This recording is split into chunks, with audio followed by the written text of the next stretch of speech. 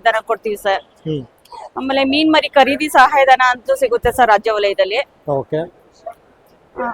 So ಅದಕ್ಕೆಲ್ಲ subsidy ಎಲ್ಲ ಸಿಗುತ್ತೆ. ಹೌದು ಸರ್. ಫಾರ್ ಎಕ್ಸಾಂಪಲ್ ಮೇಡಮ್ ನಮಸ್ಕಾರ, ನಮಸ್ಕಾರ ಸರ್. ತಮ್ಮ ಹೆಸರು?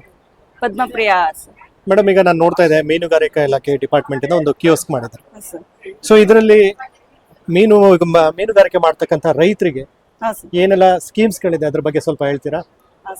ಸರ್ ನಮ್ಮಲ್ಲಿ ಮೀನುಗಾರರಿಗೆ ಸಹ 20 ಕುಂಟೆ ಮೇಲ್ಪಟ್ಟು ಮೀನು ಹೊಂಡ ಮಾಡ್ಕೋಬೇಕು ಸರ್. ನಮ್ಮಲ್ಲಿ ಸ್ಕೀಮ್ ಇರೋದು ಹ್ಮ್ 20 ಕುಂಟೆಗೆ ಸರ್.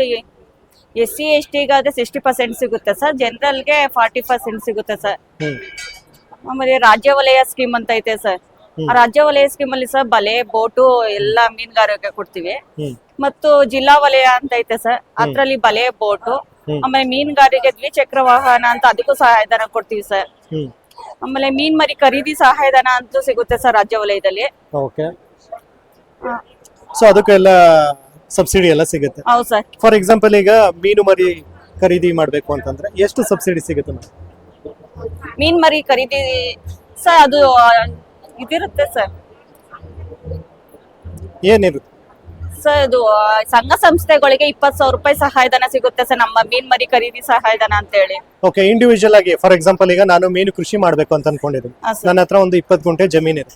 ಸೊ ನಾನೆಲ್ಲ ಕೃಷಿ ಹೊಂಡ ಎಲ್ಲ ಮಾಡ್ಕೊಂಡಿರ್ತೀನಿ. ಅಲ್ಲಿ ನಾನು ಮೀನು ಮರಿ ಸಾಕಣೆ ಮಾಡ್ಬೇಕು. ಹಾ ಸರ್. ಸೊ ಇಂಡಿವಿಜುವಲ್ ಆಗಿ ನಾನು ಬಂದ್ಬಿಟ್ಟು ಮೀನು ಮರಿ ತಗೋಬೇಕು ಅಂತಂದ್ರೆ ಏನ್ ಸಬ್ಸಿಡಿ ಇದೆ ಮೇಡಮ್? ಸರ್ ರೈತರಿಗೆ ಸಬ್ಸಿಡಿ ಏನಿಲ್ಲ, ಅಮೌಂಟ್ ಕೊಟ್ಟೆ ತಗೋಬೇಕು ಸರ್. ಅಮೌಂಟ್ ಕೊಟ್ಟೆ ತಗೋಬೇಕು ಅಂದ್ರೆ ಡಿಪಾರ್ಟ್ಮೆಂಟ್ ಇಂದ ಸ್ವಲ್ಪ ಕಡಿಮೆ ರೇಟಿಗೆ ಸಿಗುತ್ತೆ. ಹೌದು ಸರ್, ಗವರ್ಮೆಂಟ್ ರೈಟ್ ಸಿಗುತ್ತೆ ಸರ್. ಸೊ ಈಗ ಮುಂದೆ ಈಗ ಮಂಡ್ಯ ಜಿಲ್ಲೆಯಲ್ಲಿ ಅಂತಂದ್ರೆ ಮೀನು ಮರಿ ಎಲ್ಲಿ ಸಿಗುತ್ತೆ ಮೇಡಮ್ ನಮ್ಗೆ? ಸರ್ ನಮ್ಮಲ್ಲೇ ಮಳವಳ್ಳಿ ಫಾರ್ಮ್ ಅಲ್ಲಿ ಐತೆ ಸರ್. ಮೀನುಗಾರಿಕೆ ಆಫೀಸ್ ಅಲ್ಲೇ ಐತೆ. ಮಳವಳ್ಳಿ ಮೀನುಗಾರಿಕೆ ಆಫೀಸಲ್ಲಿ ಬಂದು ಕೇಳಿದ್ರೆ ಹಾ ಸಿಗುತ್ತಾ? ಮತ್ತೆ ಈಗ ನಾನು ಅಲ್ಲಿ ನೋಡ್ತಾ ಇದ್ದೆ ದ್ವಿಚಕ್ರ ವಾಹನ, ತ್ರಿಚಕ್ರ ವಾಹನ ಅಂತ ಅಂದ್ಬಿಟ್ಟು.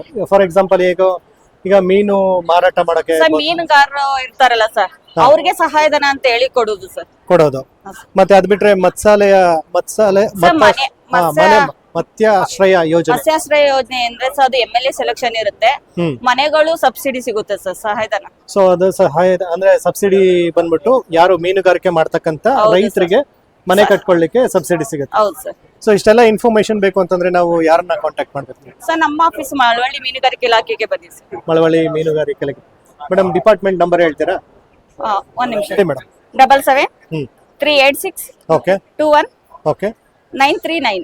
Okay madam, thank you.